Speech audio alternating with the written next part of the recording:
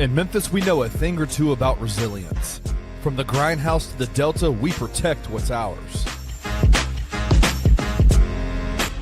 But when pests invade your home, it's time to fight back.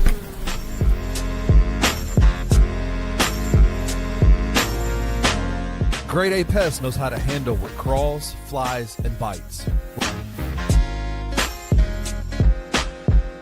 With local experience and guaranteed results.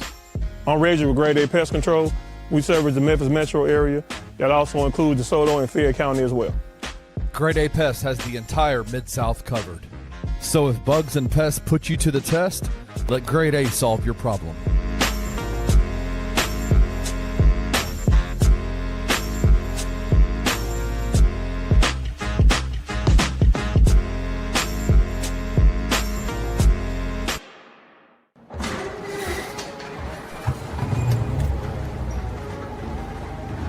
In Memphis, nothing comes easy, and that's exactly how we like it.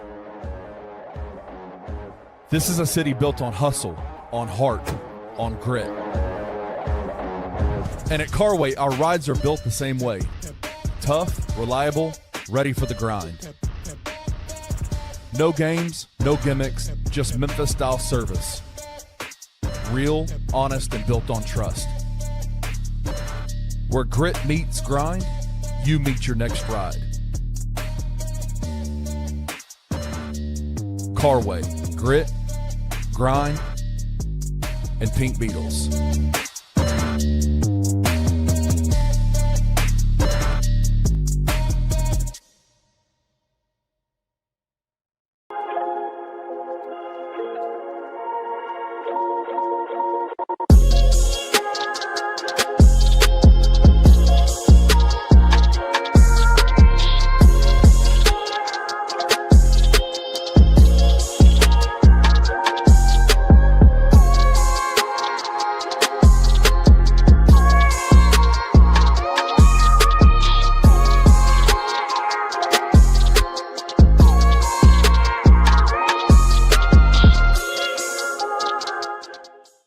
What's up, everybody, and welcome to this week's episode of On the Bluff. I'm your host, Christian Fowler. Joining me, as always, my co-host, Gabe Kuhn, our producer, Kenny Stubblefield. Boys, how we doing this week? I'm doing well, brother. I cannot complain. I won a nice little bet on the Super Bowl. I told you about it in the green room, and we don't have to go pocket watching, so don't tell everybody how much I won. But I've been having a great week so far. You did also right. At halftime. I got to see 100 big booty Latinas, throwing it. So Bro, I can't complain. I saw a tweet after the halftime show being like, everybody was afraid that was going to be like a pro gay, pro this. I was 100 Latinas throwing ass. Like, it was awesome. That's all it was. It's crazy. It's crazy. Everything can be divisive these days. I swear, man.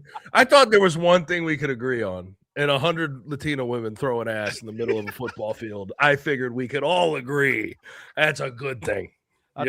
Still no. And bacon is good. That Yeah. would be the other thing we all agree on. I just want to say, Tracy, I love you. If you're watching the show, I just want to know I love you. Oh my God. Oh God. I think she would agree. I don't think you have to apologize for a take like that. She would agree. Yeah, absolutely. I got one thing for you, man.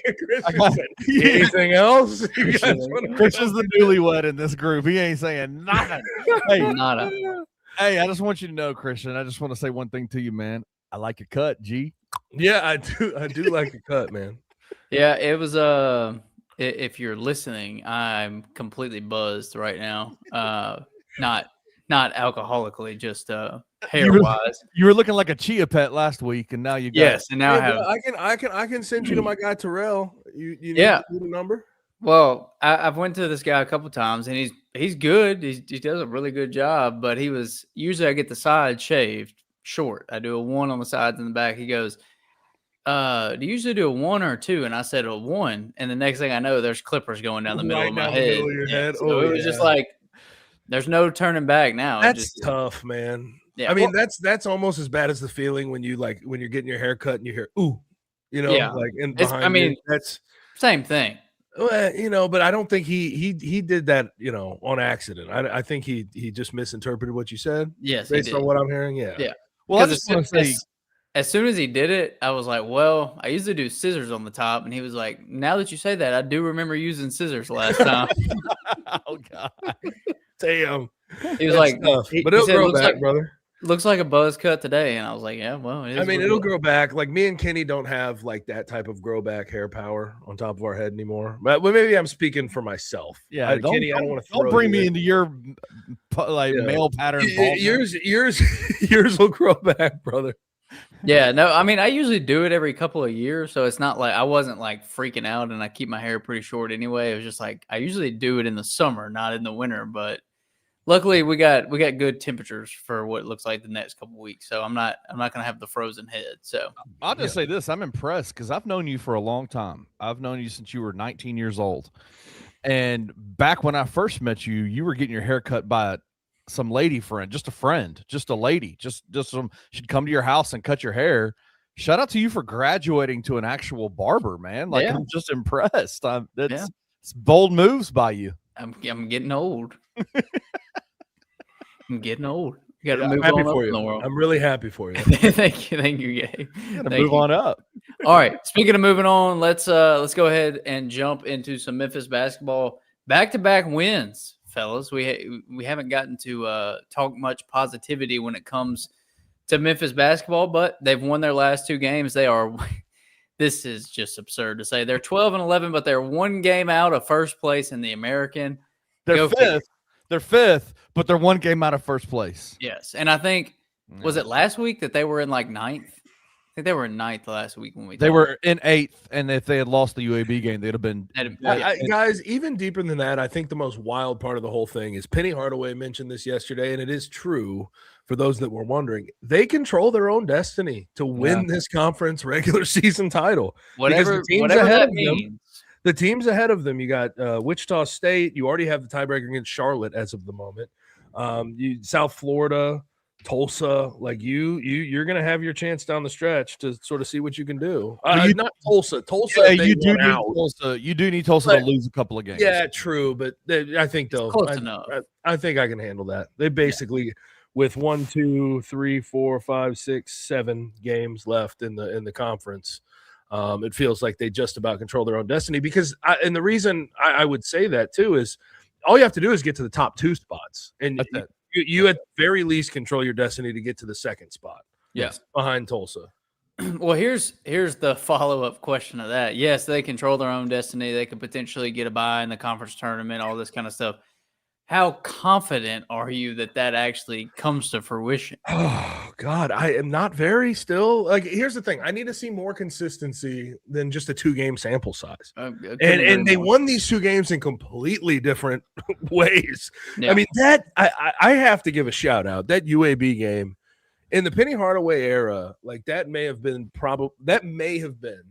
besides like maybe the Jeremiah Martin scoring performances, and Kendrick Davis had a couple, PJ Haggerty had a couple, but from 16 points in 4 minutes at one point for Sincere Parker, finishing with 40, shooting efficiently, that may have been the best simple scoring performance of the Penny Hardaway era because of the very little time it took for him to just put up those shots and make all of them. Well, that and then the unexpectedness of it, right? Yes. Like when PJ did it a couple of times last year, when Kendrick had big games, when Jeremiah Martin had, a stretch of like 3 in a row. You knew it was coming. You knew that it's possible. Right. It was always on the table because those guys were the lead scorers on those teams. And Sincere Parker, yes, he was brought here to be one of the probably top 2 scorers on this team, but you would have never expected him to throw up a 40-point game. So, yeah, very unexpected.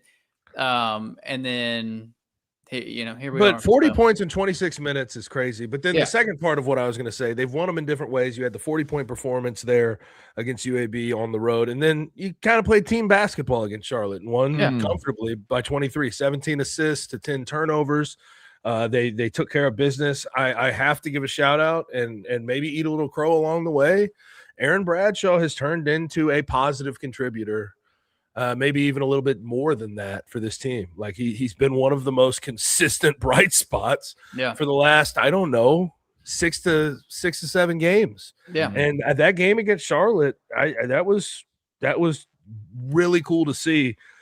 16.6 rebounds, 7 for 11 from the field, 1 for 1 from 3. Like he's had, I think, better offensive performances, but when you look at how he impacted the game defensively, 2 blocks, 1 steal, and get this, guys, this is the kicker. 1 foul in 24 minutes. Yeah, that's bad. Like there's listen, this season has been one that's hard to find bright spots in, but I have to give credit where credit's due. Penny Hardaway has found a way to unlock a different side of Aaron Bradshaw that didn't get unlocked at Ohio State, that didn't get unlocked at Kentucky. And, even though this season still needs saving in a big way, and we need to see them finish strong,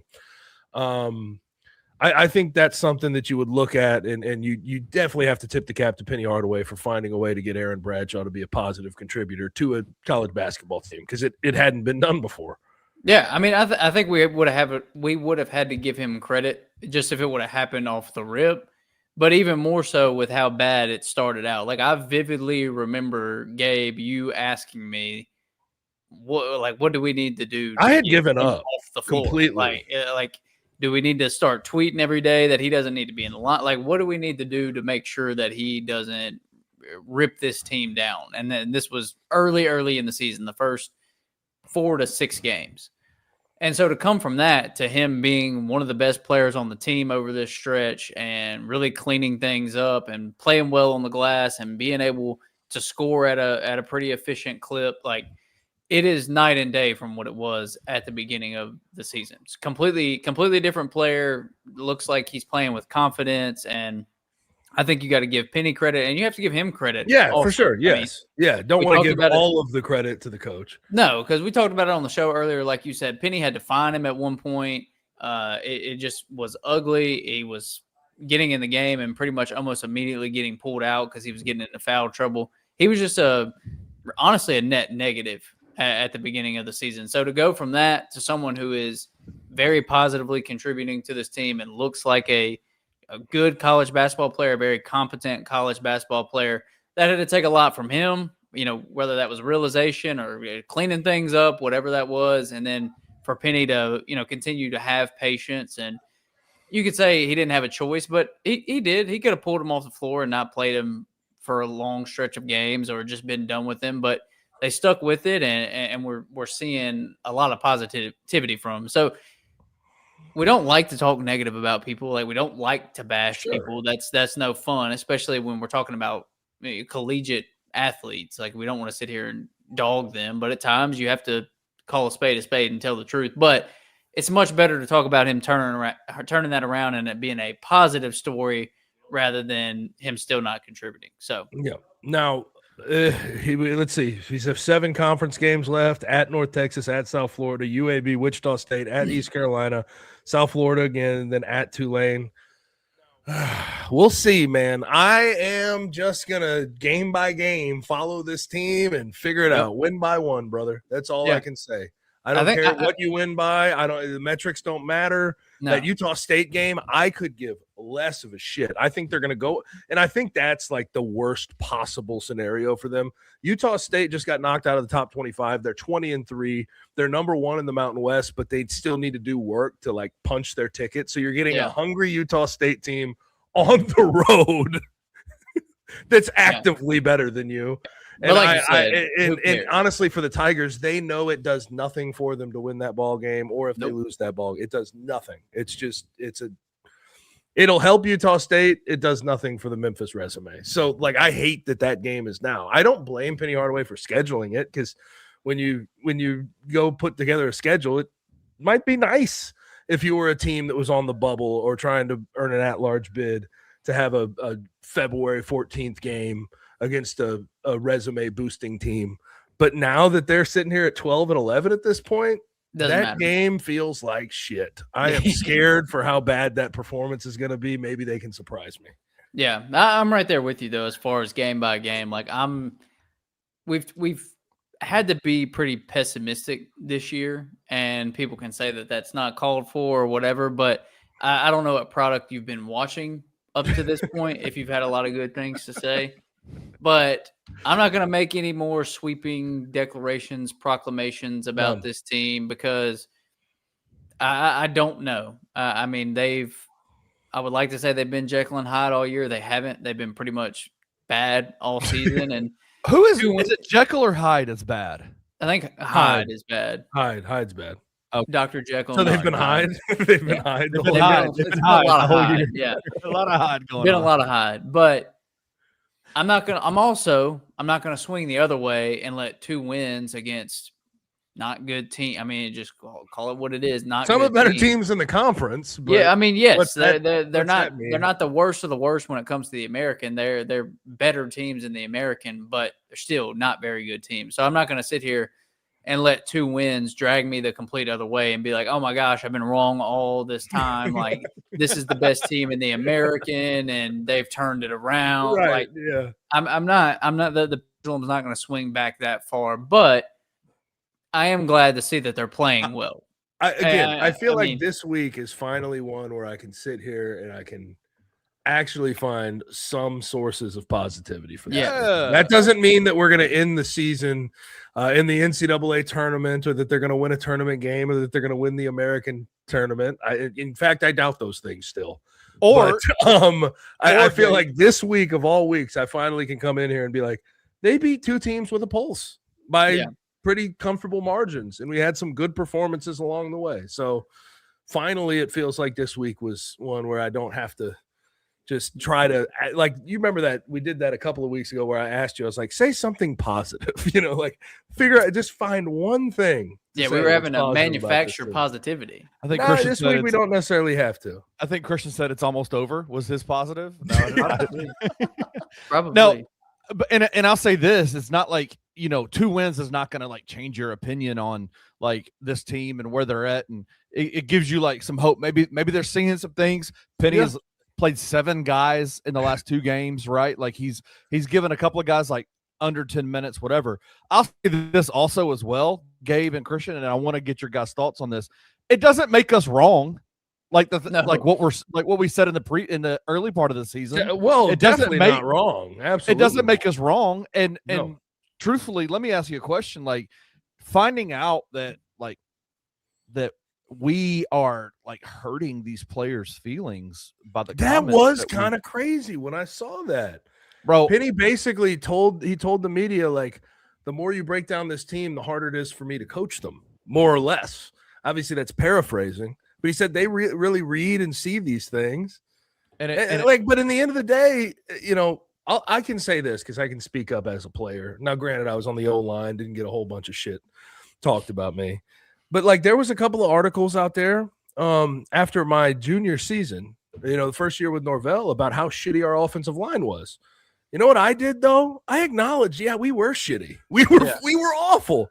And you know what I did? You know what we did the next year? We changed that around, had a 1,000-yard back, barely gave up any sacks. Like there's a way to handle that. And I think it's about the makeup of the team that you have and the players that you have in the locker room. And to hear that kind of, not that I wasn't already concerned about this team. I didn't like it. At the same time, I'm like, that's not something that a head coach of Memphis basketball should have to say. No, you shouldn't have to tell the media to not do their job to keep your players' egos, filled up and keep them happy. That's a weird thing. I saw that though, Kenny, and I had the same reaction. Oh, it pissed me off because I feel like it was a level of deflection that is easy. It's easy to do because you see it with Grizzlies stuff, you see it with Memphis stuff. When the teams are bad, one of the first things that happens is the fans turn on the media for reporting what's going on, right? Mm-hmm. And nothing more obvious than the Grizzlies' jaw situation right now. That shit is wild. People are batshit. And I'll say this, like, what really concerned me, and do you know who I thought of instantly when I saw that clip after the UAB game when Penny said that? I thought of you, Gabe, because, and I don't want to bring anything like that's real personal on the air, but you have dealt with Oh shit. some really crazy shit from Tiger I have fans. dealt Like- with whatever ethnic slur I can be called. I have Right. been called for saying what I need to say about Tiger basketball. It's happened. And you know what? I come in here every week, do the same shit, and I invite those same people who are calling me, hey, get in the chat, say Right. something, let's talk. But like I don't know. Like that, I don't think we've ever heard Penny pull that card exactly. Mm-mm. Right? Maybe he said it in a different way before. Stop I don't asking know. me But stupid to fucking say like questions. media, Yeah. don't do your job, don't criticize these players because the more you do, the worse they play is Right. crazy. That's Crazy. insane. And can I be honest too? Just sidebar. I'm getting driven up a wall with the every year talking point of once we started playing the players that wanted to be out there. We started playing. I am about to. My head's about to burst. Who played for the city, played for Penny, the I love of the love city. you. Stop saying that for the love of everything holy. It is like that's a recurring talking point that no one wants to hear anymore. Seriously. I'm not even trying to be an asshole. I'm just trying to help. Yeah, it's obnoxious. I think what another thing. So I immediately, when I saw that, like I got a phone call from the Bluff City media beat writer Roman Cleary, who was in the press conference room and being stared at alongside the other beat writers that were in the room when Penny said that, and there was a level of concern in his voice, a little bit like, "Oh crap, like that's crazy." So I thought about you initially, and then I thought about the players. And I was like, these guys are getting paid 7 to 8 times what we are getting paid to cover this team, right? Like they're getting paid. They're traveling on private jets. They're staying in the nicest hotels. They are, listen, and that's a part of the beauty of being a college athlete in 2026. These guys are not amateur athletes anymore. Yes. They are pros. Agree. And getting paid like pro players. They're getting paid more than guys who have spent time in college and signed a dotted line to play in the G League. They're getting paid infinitely more money than those guys. Way more than that. Those guys are making $30,000 a year to play basketball, most of them. And the Tigers are the Tiger players almost, I would say, out of 15 guys that are on the roster, so probably 12 of them are making 6 figures easily.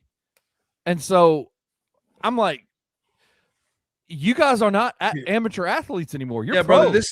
This ain't 18-year-old freshman in 2003 that's making just whatever they put under his pillow that morning. Yeah. Or put it in a McDonald's bag. This is legit contractual. You can be fined, as we saw with Aaron Bradshaw. Like grown-up money like that, you get grown-up responses from media when you don't play well. It comes with that type of scrutiny, that type of response. Yeah. And then the third thing I thought about you, Gabe. Okay, you were thinking a lot. Damn, this is the most you've ever thought ever. I'm just kidding. It is. My brain was on redline. It was crazy. I had to take a nap afterwards. But I thought about you. I thought about the players. And then I thought to myself, covering this team is interesting. Christian and I have been covering Memphis basketball for almost a decade now at this point. You have too, Gabe. You've been covering them for a long time too. We used to be able to go to practices. We used to have midweek press conferences. We used to be able to talk to players. Like, it was really cool. Like, you could actually tell the stories of the players. And now we're getting Penny Hardaway post-game, after losses, talking to us. And that is all we get to cover this team. And so when we're trying to come up with, we see with our own 2 eyes what we see on the court. And then we have Penny Hardaway talking to us after the game. And he's going with the narratives that he's going with about the team. I'm like, so what are we? Okay. Penny Hardaway said this about his players. He said, nobody listens to me. He said, I have to find this guy. He said, this is this is that, and this is, I don't know what to do with these guys. So we're over here going, Well, guys, on the Bluff, we're here talking about what's going on. Penny doesn't even know. Like, he's trying to figure it out. He doesn't know what to do with these guys. Guys, stop talking bad about my players. Yeah, what the Motherfucker. what are we doing? Dude, I hate to say it. That's some small time shit. It's some amateur ass bullshit. It really is, man. That's not an unfair take. That's not an unfair take. Like, you just because things aren't going well, you can't tell the media how to do their job and to be less critical. Like, what is that? Yeah, it's wild. Kenny, brilliant work. That might have been in Kenny's whatever 5-6. Man, that goes on the Mount Rushmore of Kenny's Stubblefield works. That might be Kenny's best point ever in his history of podcasting, which is extensive, and there's a lot of work in there. But that was good. That was good. I think we closed it out on that because we're not Kenny. We're not. Don't even say anything else. It's not getting any. Don't ruin it. Not going any higher. But shout out, they're 5th in the American. Shout out. Yeah. Proud of you. Proud of you. You're all playing so wonderfully. King Meeks does have a question. He says, when was the last time the Tigers were 5th place or lower in a season, whether CUSA or AAC or even the Metro? I don't even know. Kenny, if you're gonna bring questions, you gotta have an answer. You're our pseudo historian on this show. Yeah. It's been a long damn time. Tick Price era. No, Penny. I mean, Penny's finished 5th or lower, hadn't he? Early days. Tubby for sure. Tubby definitely. Tubby. Yeah. Tubby. Yeah. Good call. I think Penny finished. I don't think he ever finished like bottom half, but I think he might have finished 5th or lower once. Yeah. I'd have to check it out though. I mean, I don't know. Don't take my word for that. It ain't great. I'll say that. It's not. Listen, it's not great. But they're 2-0 this week, 5th in the American. They control their own. And we're so proud. Skippy.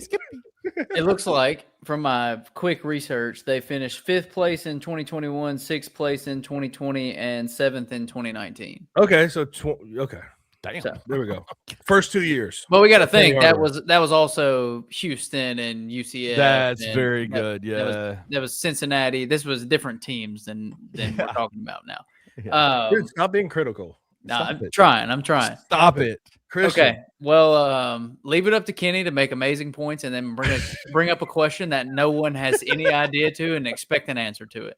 Listen, that is the tidal wave. That is one Kenny Stubblefield. Yeah, it's up and down, brother. Yeah. That is me at my best. You got to ride the wave with Kenny. Ride the wave. Goods and bads, ups and downs. You got to be ready for it all. But let's take a quick break. We'll be back on the other side with the Hot 3. We will talk some NFL. Obviously, Super Bowl 60 took place on Sunday, so we'll talk about that. We'll talk some college basketball and something else that I can't remember off the top of my head, but we're going to talk about that too. So stick with us. We'll be back with the Hot 3 on the other side.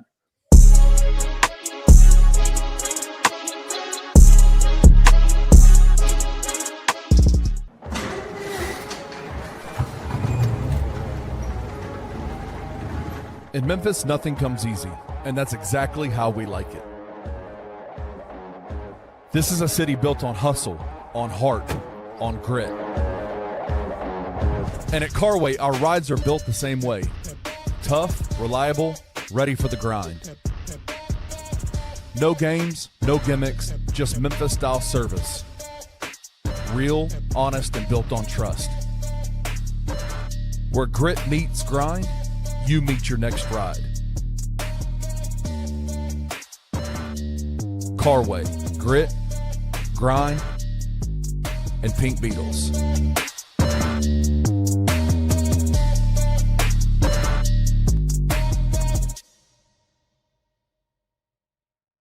Wow. That's how you do a rebuild, bro.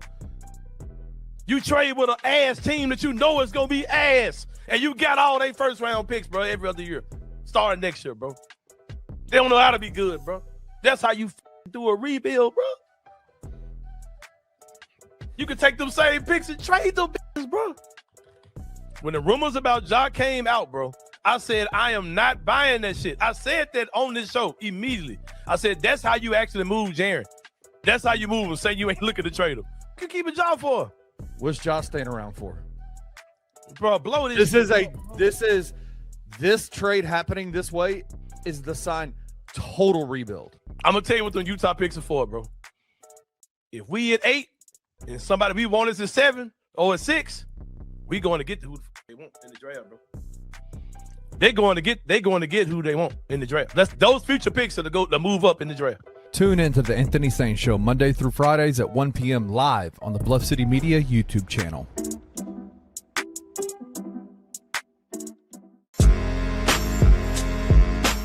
In Memphis, we know a thing or two about resilience. From the grindhouse to the Delta, we protect what's ours. But when pests invade your home, it's time to fight back.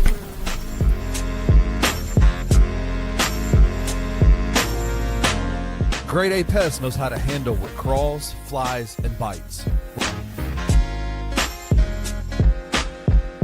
With local experience and guaranteed results.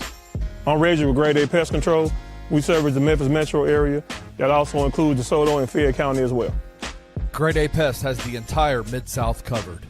So if bugs and pests put you to the test, let Grade A solve your problem.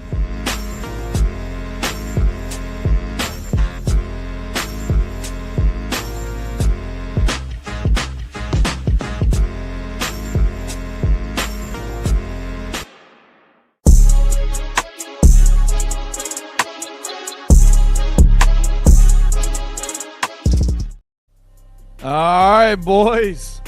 Let's get to the hot 3. We got some fun stories to talk about. One of the more interesting Super Bowls ever. Oh, I don't know what just happened there. Jeez. Gabe, you're in the hot seat. You're in the middle now. One of the more interesting? Yeah. Wait, hold dude, up. Let's change that. You so just much came off fun. some of your best work on the Bluff ever, and you're going to Up and call down, baby, that up and Super down. Bowl interesting. Did anybody know? Nobody else found that interesting? Four field goals is 12-0. Five for 5.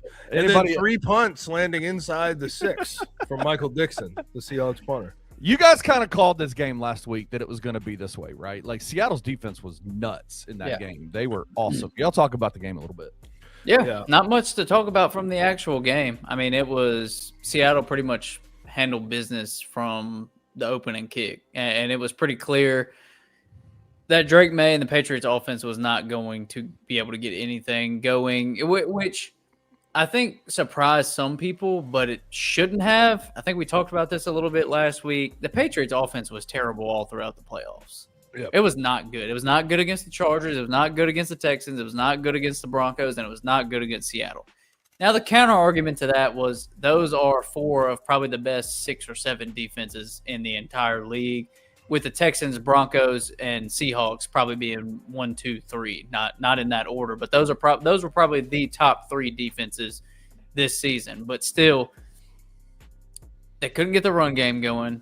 I don't really understand why they didn't even try to use Travion Henderson throughout the playoffs or in the Super Bowl.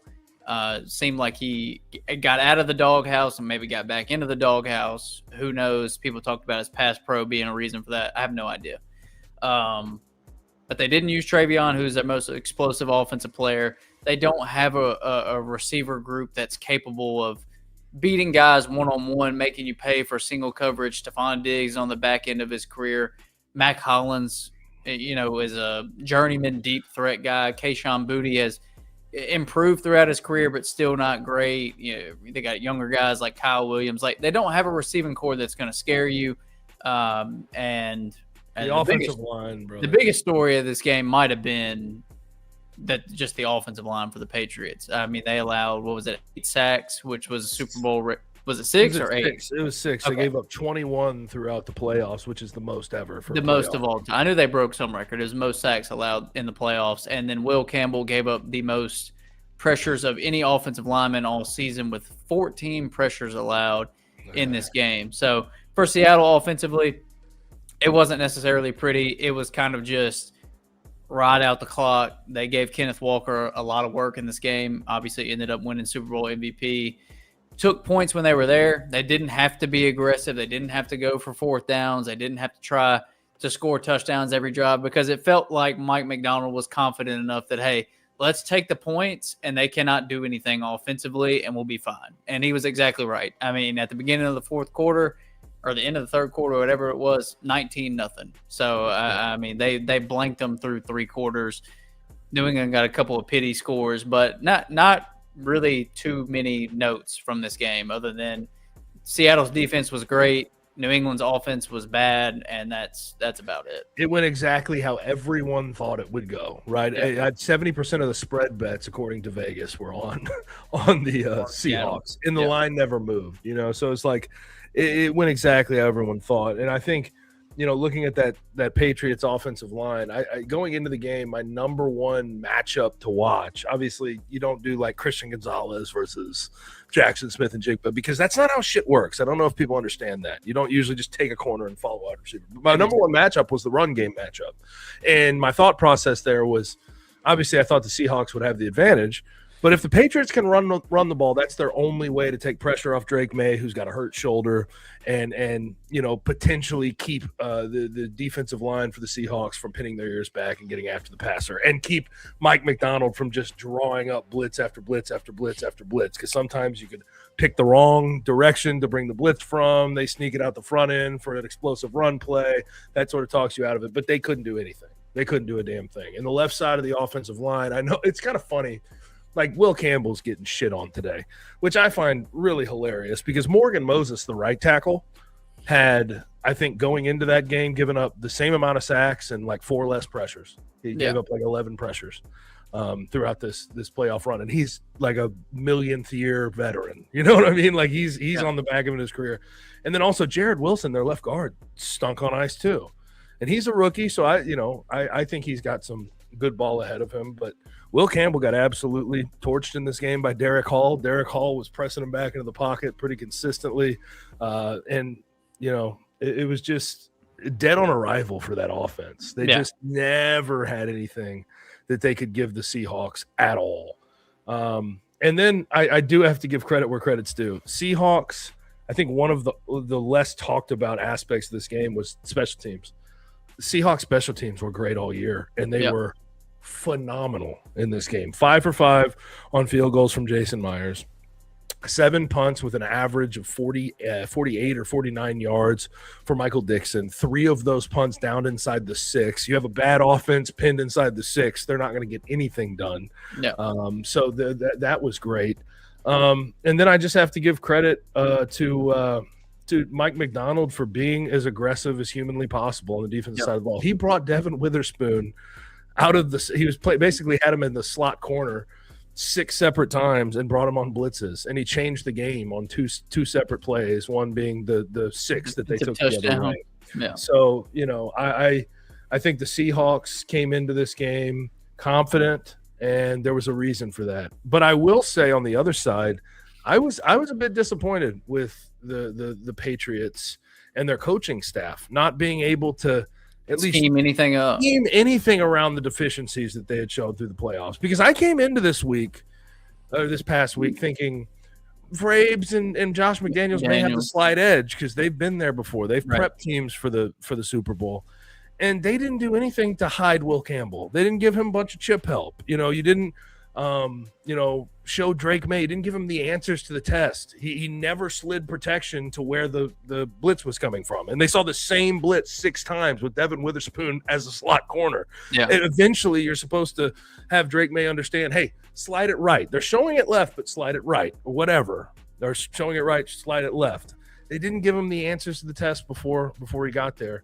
I was disappointed with their play. They didn't play well, and it didn't make much of a game of it, and it was a little boring for people that were watching it for the actual game. But I was very disappointed in that coaching staff that I thought would have a better plan to hide the deficiencies they had shown through the playoffs. They didn't do it at all. Yeah, well, let's talk about Sam Darnold a little bit, and then we'll move on. First quarterback from the 2018 class to win a Super Bowl or go to a Super Bowl. That class includes Lamar Jackson, Josh Allen, and Baker Mayfield. Sam Darnold was the number 3 overall pick in that draft, I think, to the Jets. Didn't work out there. Everybody wrote him off. He goes to Carolina, starts for like half a season, wasn't good. Maybe he got a full season there. Regardless, they didn't keep him around. goes to San Francisco for a year as a backup. I feel like that's where his career probably really began to change. He actually went somewhere and got some good coaching. Then he goes to Minnesota for a year, goes 14-3. End of the season, week 18, playoffs, did not go his way. Looked like Sam Darnold with the Jets and the Panthers again. So, and now we're getting news coming out saying that maybe Kevin O'Connell wanted to keep Sam Darnold, but the ownership and general manager Kwesi Adofo-Mensah's fired, so. who's now fired, wanted to stick, wanted to go with JJ McCarthy, who they had just taken in the first round. So I don't know if that's been confirmed true or anything, but those rumors were going around earlier in the week, or last week they were going around before the Super Bowl. So obviously good coach there in Kevin O'Connell that he got to work with. Then he comes to Seattle, gets in this offense with Clint Kubiak, and it was match made in heaven. Really. Now, granted, I do want to mention he did lead all quarterbacks in turnovers during the regular season, I believe. Yeah. He had 20 turnovers, 6 fumbles, and 14 interceptions. But I think when the time came to where he needed to take care of the football in the playoffs, he did a masterful job. Yeah, a great job. And I think Clint Kubiak helped him along the way. So, yeah, it's kind of funny, though. I think going into this Super Bowl, we asked the question, how are we going to talk about Sam Darnold if he ultimately wins this thing? So I'm going to ask that question now that he's actually won the damn thing, Christian. Like, how do we begin to discuss Sam Darnold as it relates to other quarterbacks in the league? With a Super Bowl win, under his belt, like this guy, we always talk about, can you win a Super Bowl with a quarterback? Sam Darnold has shown that you absolutely can. Now, obviously, the other things have to be around him, and just like any other quarterback in the National Football League, but Sam Darnold is a Super Bowl winning quarterback, and I don't think that in our wildest dreams, looking back like 4 years ago, we would have ever thought that possible. We probably didn't even think he would ever be a starter in this league again. No, and like he doesn't. To me, he does not fall in the Trent Dilfer category, where it was just like he ain't Patrick Mahomes either. Right? Ain't not Brady. Trent Dilfer, not Patrick Mahomes. I would say somewhere in the middle. Yeah, I would say a pretty favorable comparison would be like Jalen Hurts. Jalen Hurts has been to 2 Super Bowls, won one, was incredible in both of those Super Bowls, has been a great big game quarterback for the Eagles, but still isn't mentioned among the elite upper echelon. He's not talked about with Patrick Mahomes and Lamar Jackson and Josh Allen and Joe Burrow and Matthew Stafford and those guys. But it's the next tier. It's the Jordan Loves and the Dak Prescotts and Jalen Hurts and Sam Darnold, like Jared Goff. Those guys, to me, are all kind of – I think you have to put him in that group now. Maybe he was a little bit on the outside looking in of that group, in my opinion, just because of, 2 years, not a ton of accomplishments outside of the regular season. But when you go on a run like that and you play the way that he did in the NFC Championship game, you have to be given some respect. And he could not be great moving forward. He could be up and down, and he could be something that holds them back potentially. I don't know. But as of right now, I think he's in that second group of quarterbacks. I don't think you can talk about him any differently. So I've heard some people draw comparisons to Joe Flacco with the Ravens in 2012, like kind of game manager, did his thing. They ran the ball, they played good defense, and then Joe Flacco was nice though on that playoff run. Let's not. Oh yeah, he was too. He had one of the top 3 or 4 playoff runs of all time. But I'm just saying it's something in there. Like I don't think we overreact. We definitely don't overreact and throw him amongst the elite, but we don't underreact to it either and say he's probably somewhere between 17 and 20.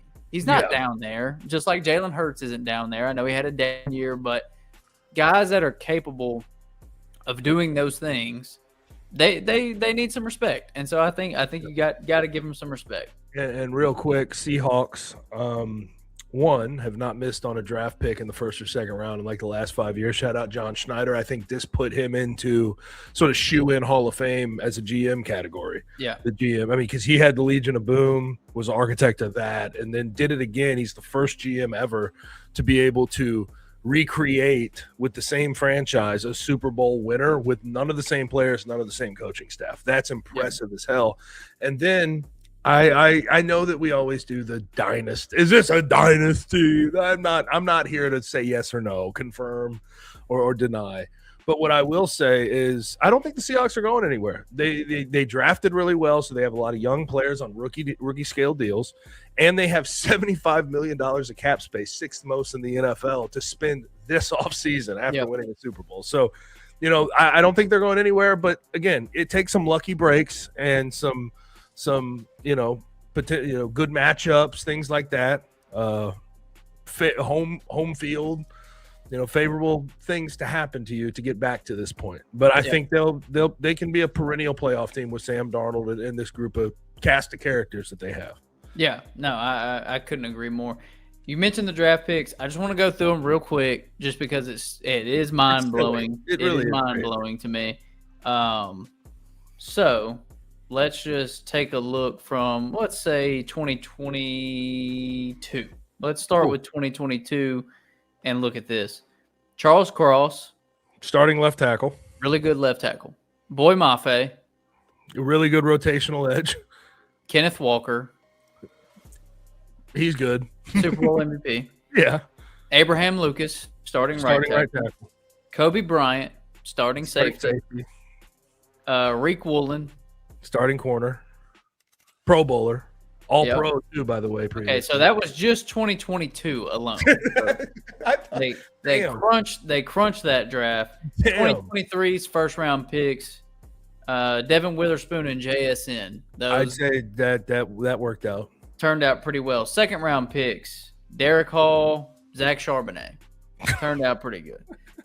Anthony Bradford in the fourth. Maybe not that great, but he is their starting right guard. So that's 2023. 2024, Byron Murphy.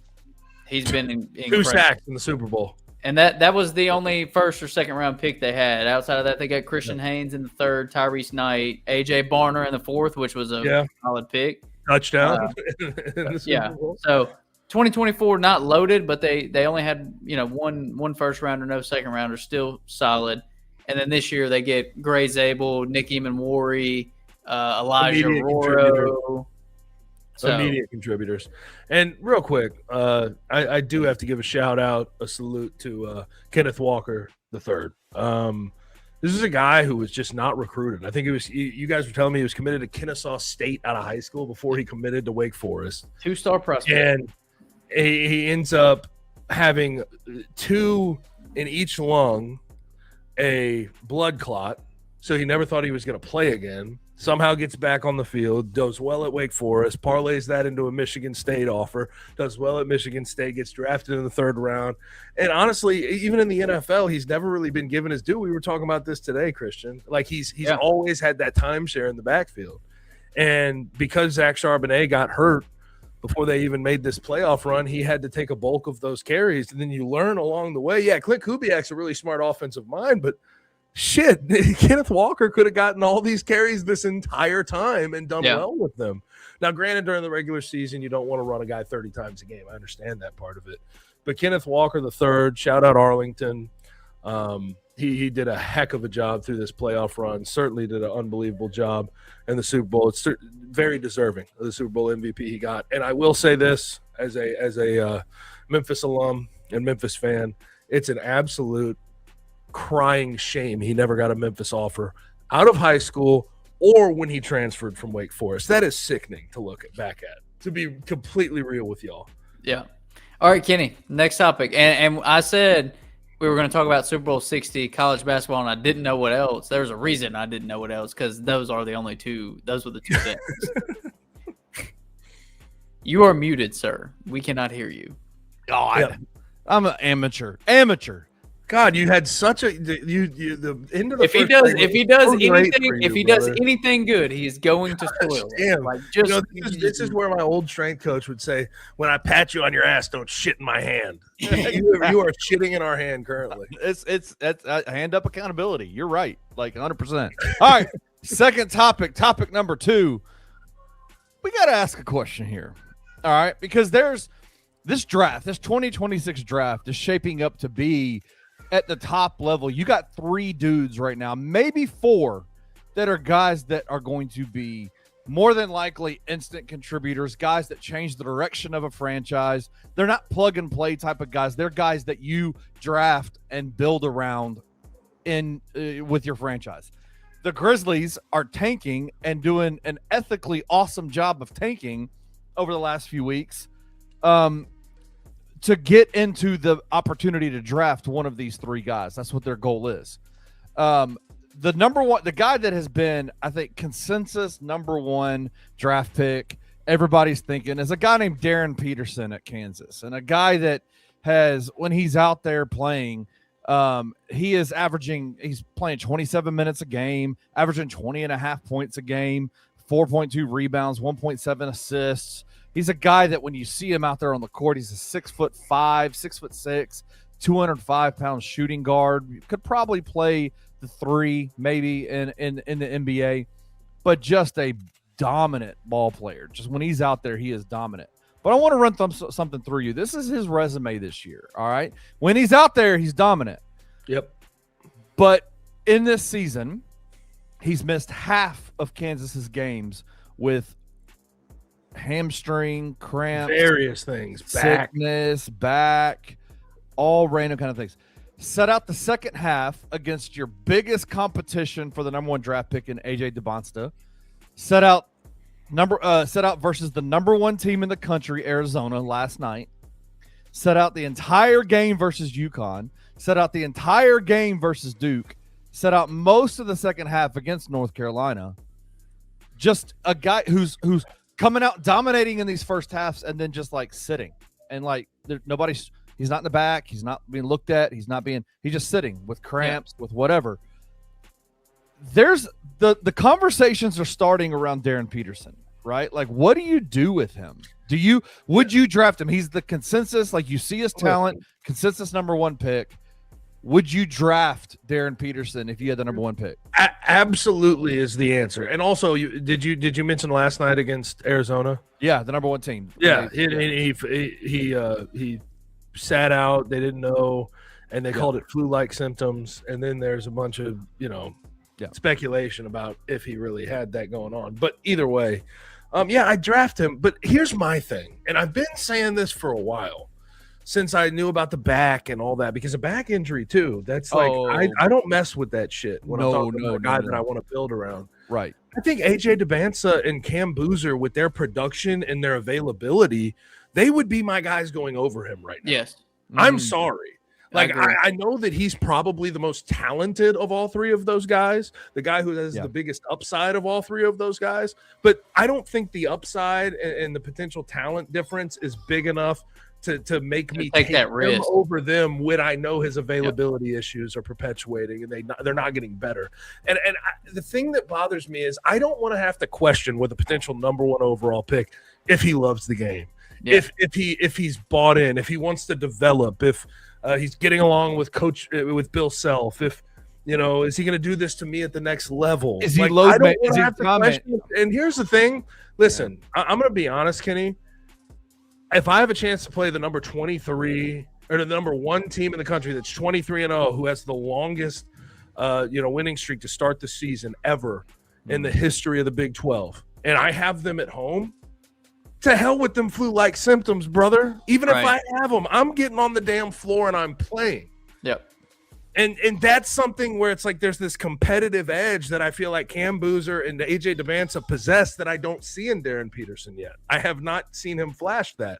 I've seen him play really well. I've seen talent, but like the competition, that competitive nature, game to game, getting on the floor, even when you're hurt a little bit, even when you got a little, my ankle I may need to get it taped up today. Like I haven't quite seen that from him. And that's something that would keep me from taking him at number one, because I do think the two players that are slotted behind him in most mock drafts are talented enough to surpass him if they have the competitive edge that I'm looking for.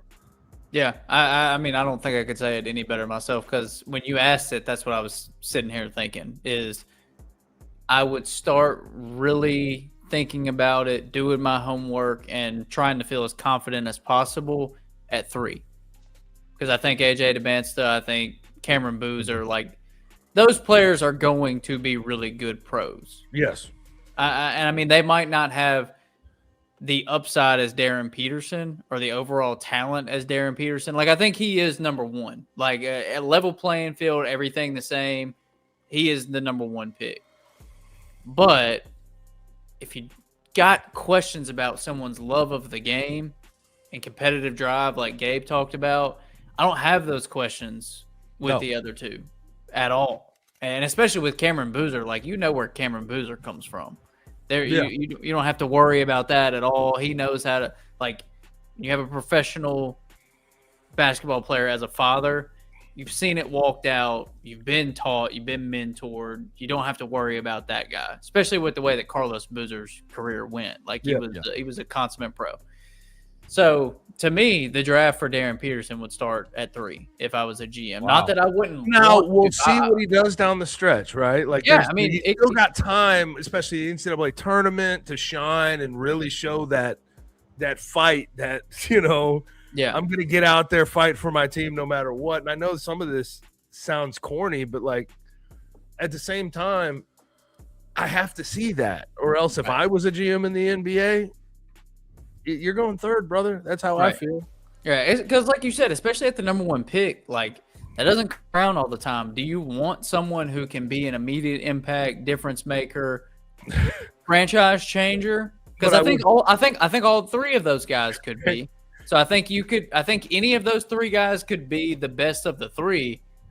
So why am I going to risk the one that can make me look like an idiot? Yeah. Oh God. If these, because I think Debanza and Boozer, like, I know what I'm getting. Oh yeah. I know they're going to be great, consummate professionals. They're going to fight their ass off, and they have the talent to go with it. They can be double-digit scorers in year 1. They can be in the Rookie of the Year race for sure. Yeah. Darryn Peterson, though, like, the downside is the thing that too big freaks me out. And you know what I will say though? If the Grizzlies somehow got to 3 and this is how it played out, I would be like, I'd be beside myself happy if they were able to draft Darryn Peterson. He's not. Let me be clear on that. He wouldn't be a consolation prize at 3. No, I'm just saying, if I was a GM, I would be scared. I'm going to take this dude, and we're going to have issues forever with trying to get him on the floor and tic-tac injuries and load management and all that kind of stuff. And with the other 2, those aren't there. So, yes, I would draft him, absolutely. Finger on the button if it was at the 3rd overall pick. But other than that, like, first 2, I'm thinking. I don't think I would.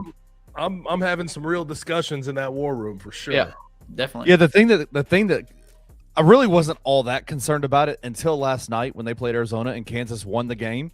And Bill Self was asked afterwards about Darryn Peterson, and his response was basically, I don't know. Like, I don't know. That's not good. Like, that is not good when your own head even when it wasn't me questioning his desire. Yeah. The back injury. Yeah. Dude. The back that's been nagging him all year scares me to death, man. I know backs don't just Michael Porter Jr. is a great example of that. You saw how good, how good Michael Porter Jr. is, but coming out of Missouri, he was, dude, Michael Porter Jr. was one of the best talents in high school we've ever seen. Yeah. I brought that point up. Yeah. I brought that point up. I'm sorry to cut you off real quick, but MPJ and Nick Smith Jr. came to mind. Yes. As guys that just didn't really play in college. Then they got drafted high, and MPJ's different. Like, it took a while though for him to get to where he is now. Nick Smith Jr. is never going to be that guy. He's just not. Yeah. Like, we don't have a good track record of guys that sit out as many games as this in college and then ultimately pan out unbelievably at the NBA level. It's just not. It's not something that we have a great feel for. I have a question for you guys, off topic. Well, not really off topic, but. The Grizzlies are clearly in a rebuild, looking for a guy. They're trying to get into this draft and get one of those 3 guys, more than likely. But you need a cornerstone of a franchise, right? They've got Zach Edey, they've got Cedric Howard, which they could pan out. They could be great basketball players. If you're the Grizzlies, would you make an offer for Michael Porter Jr. to come over and be the cornerstone of your franchise? Michael Porter Jr. to be the cornerstone? Yeah. No. Why not?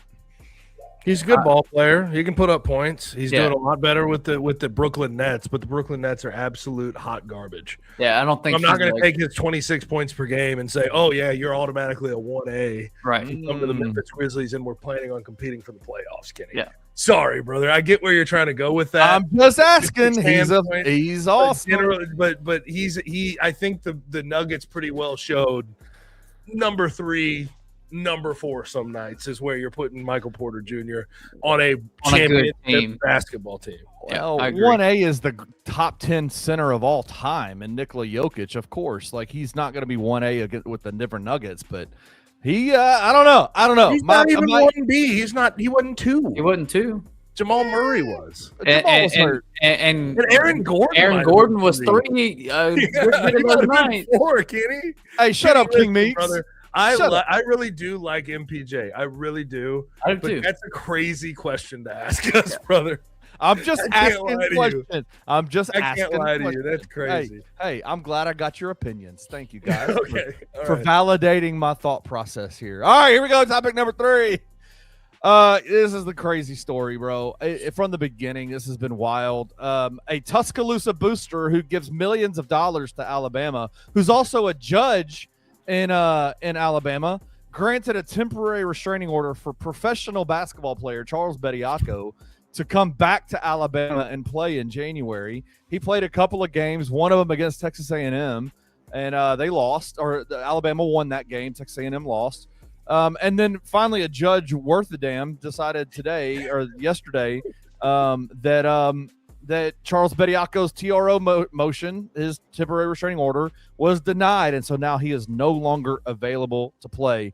I do have I want to show you a couple of videos. Nate Oates talked about this. He had someone asked him the question about it. Would you do this again? And this is his response.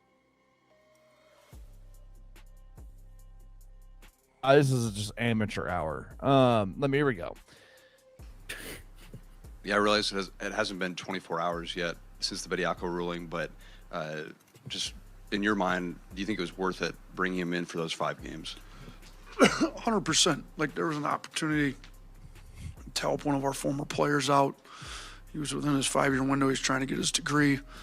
And here's the thing too. My job as a head coach is to do the right thing by our guys, and Charles is one of our guys, and that was the right thing to do by one of our guys. Like I've said before, this is not some mercenary deal. A 23-year-old coming in for a semester from that nobody knows, renting them for a semester or something. So, he was deemed legally eligible to play. We're going to absolutely support him. And one of the ironic statements in the affidavit that Sankey put was, like how much of a disadvantage it is to go be a pro and not have to focus on your college, which it's not the case. It would be nice if everybody that was commenting, writing, talking about this actually educated themselves on the reality of the situation. The reality of the situation is Charles left here with his body looking pretty good at 235. He went to the G League. You don't get the same treatment as you do. There's a reason all of the G League players are trying to come. I shouldn't say all. There's a reason there's a lot of G League players trying to come back to college. The money's a lot better. The development's a lot better. You get way better. You get a full-time dietitian, full-time strength coach. You're not traveling on commercial flights, spending all your time in airports, not being able to develop. Charles actually has lost weight since he went to the G League. His development wasn't what you would think being a pro. No, you're more of a professional, able to focus on getting your body right in college. So, he's here, he's in school. We're going to help him try to gain weight back that he's lost since he was in the G League. We're going to continue to help his basketball development and continue to help his development as a student and a student athlete. So 100% it was worth it. I'd do the same thing 100 times out of 100 for any of our guys that it made sense to do it with. All right, and then he was asked about Ole Miss, and I just thought this video was funny. It's a good team that beat us here last year. We've got to make sure we're ready for them. They've got a multitude of players that are playing. The kid Camerdine, played with JDA Dijon in France. It's the first tier France division. He's a pro that played a lot of years of professional basketball before he came over here. So he's good. He's been starting at the point for him. We've got to make sure we're ready. Oh, boys. I like that little shot at Ole Miss. Okay, I mean, I want okay. to. I want to talk. Go ahead. Go ahead. You go ahead. Sorry. It's I want to talk about great the podcasting, by the way. Yeah, it is. I want to talk about the first clip though, because there's a couple things that I kind of pick up from listening to that. First off, I don't think Nate Oates is wrong at all in the fact that being in college right now is way better than being in the G League. I mean, it's light years better.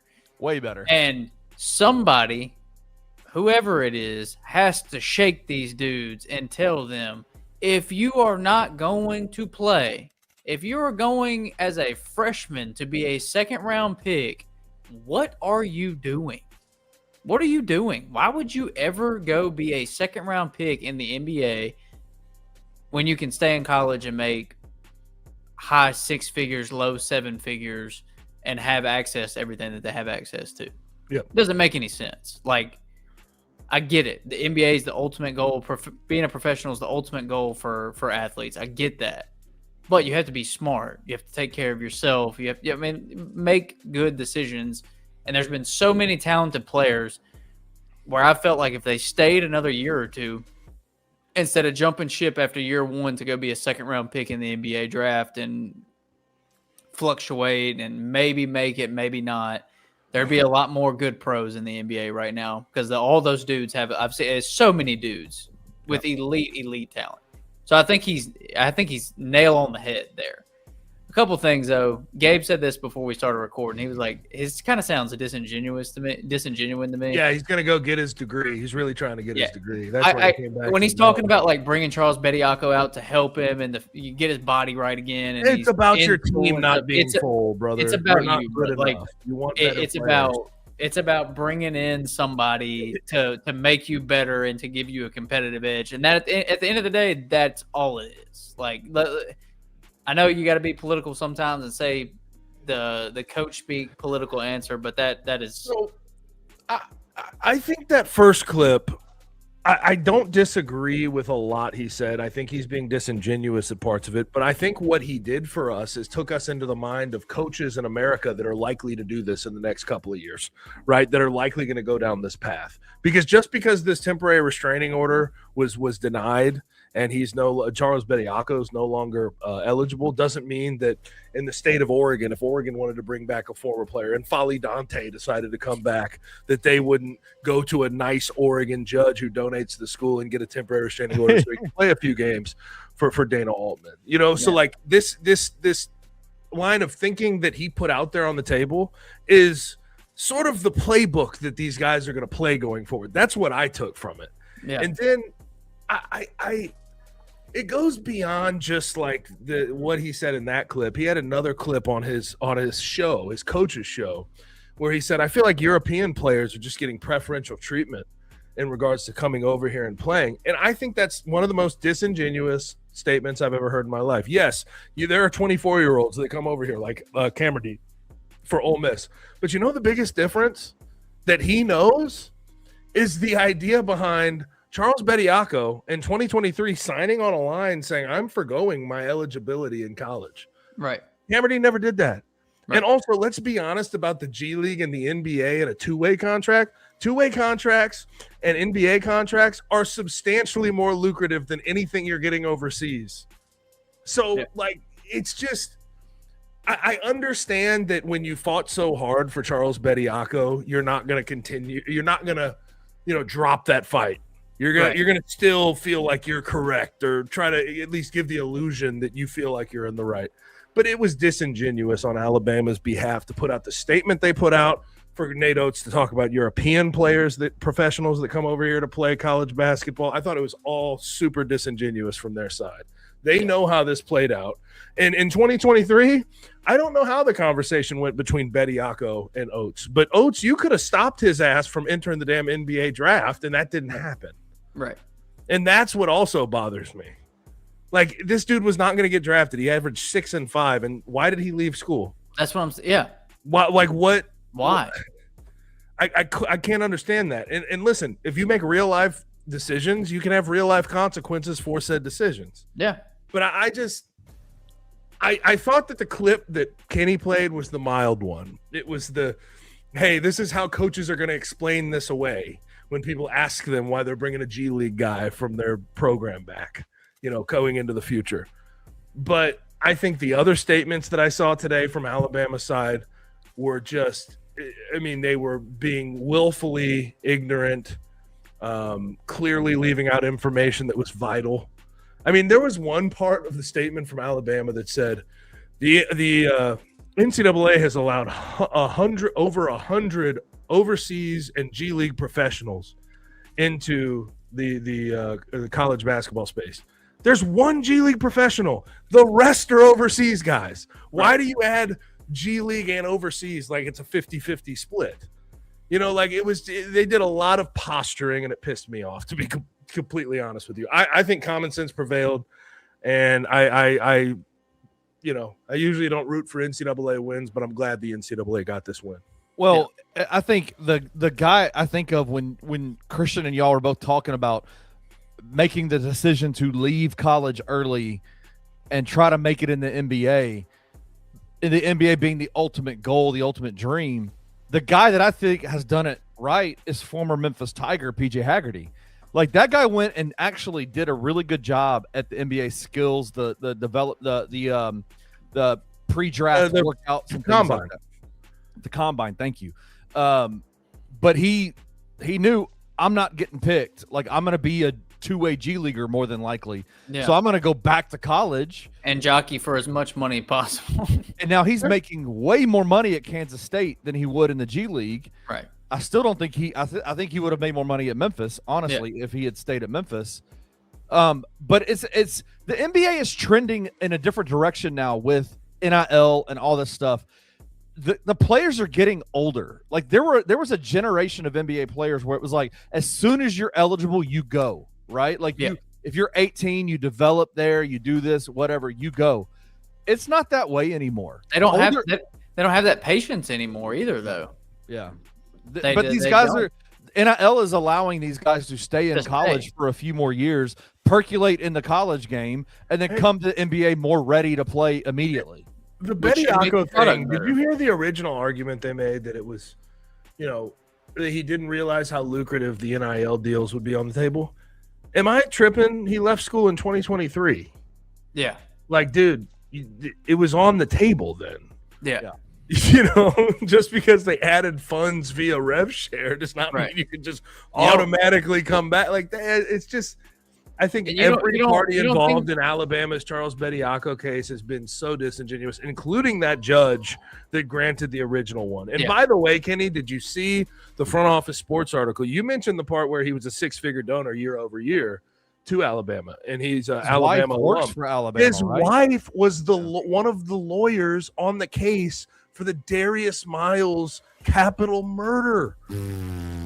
Seems like a conflict of interest. No shit. He recused himself 2 weeks into this thing. It's damn. Crazy. All right. That's it, boys.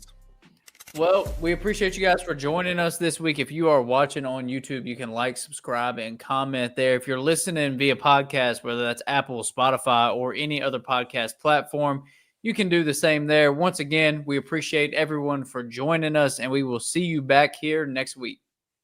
Thank you for listening to On the Bluff. If you enjoyed this episode, leave a rating and a review wherever you download your podcasts. Also, like and subscribe to Bluff City Media's YouTube page.